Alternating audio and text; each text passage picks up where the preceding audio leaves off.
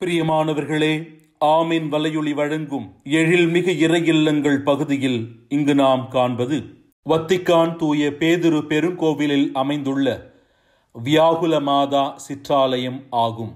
Michael Angelo அவரது 25ஆம் வயதில் செதுக்கிய உலக புகழ்பெற்ற வியாகுல அன்னையின் சிலை தற்போது இந்த ஆலயத்தினுடைய வலது பக்கத்தில் வைக்கப்பட்டுள்ளது. 1972ஆம் ஆண்டு மே மாதம் 21ஆம் தேதி ஒரு மனநோயாளியால் அன்னை மரியின் ஒரு கையும் மூக்கின் ஒரு பகுதியும் சேதமாக்கப்பட்டது என்பதும் குறிப்பிடத்தக்கது.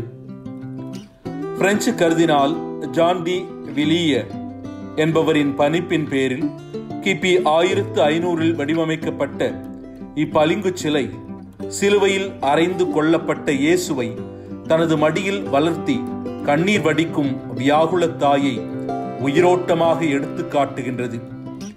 இந்த ஒரு சிற்பத்தில் மட்டும் மைக்கேல் ஆஞ்சலோ அவரது பெயரை எழுதியுள்ளார். பிற்பாடு அவர் படைத்த எந்த கலைப்படைப்பிலும் அவர் தனது பெயரை எழுதவில்லை என்பதும் குறிப்பிடத்தக்கது.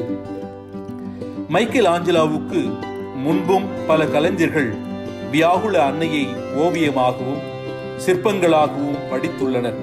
பொதுவாக அவர்கள் அன்னை மரியை ஒரு முதிர்ந்த பெண்ணாகவும் ஒப்பாரி வைத்து புலம்பும் ஒரு தாயாகவுமே சித்தரித்தனர். ஆனால் மைக்கேல் ஆஞ்சலோ அன்னை மரியை ஒரு இளம் பெண் போலவும் எல்லாவற்றையும் மனதிற்குள் வைத்து எல்லாம் இறை சித்தம் என்று ஏற்றுக்கொள்ளும் விசுவாச அன்னையாகவும் காட்ட முனைவது போல் தோன்றுகின்றது. மைக்கேல் ஆஞ்சலோவுக்கு 6 வயது நடக்கும் போதே அவருடைய தாயாரை இழந்து விட்டார்.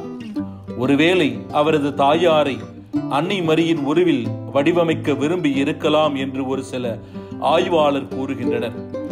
அந்த அன்னையின் அமைதியான தோற்றம் மைக்கேல் ஆஞ்சலோ ஒரு சாதாரண சிற்பி மட்டுமல்ல, ஓர் ஆழ்ந்த இறையியல் ஆசான் என்பதையும் எடுத்து காட்டுவதாக கொள்ளலாம்.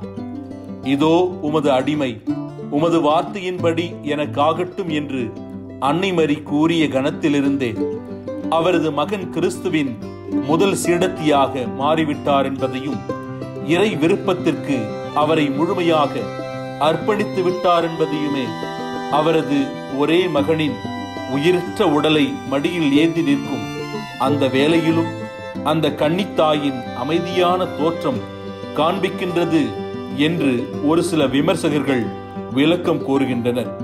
இத்தகைய சிறப்பு வாய்ந்த இந்த வியாகுல அன்னையினுடைய இந்த திருச்சுருவத்தை இக்காணொளி காட்சிகளிலே நாம் கண்டு தியானிப்போம்.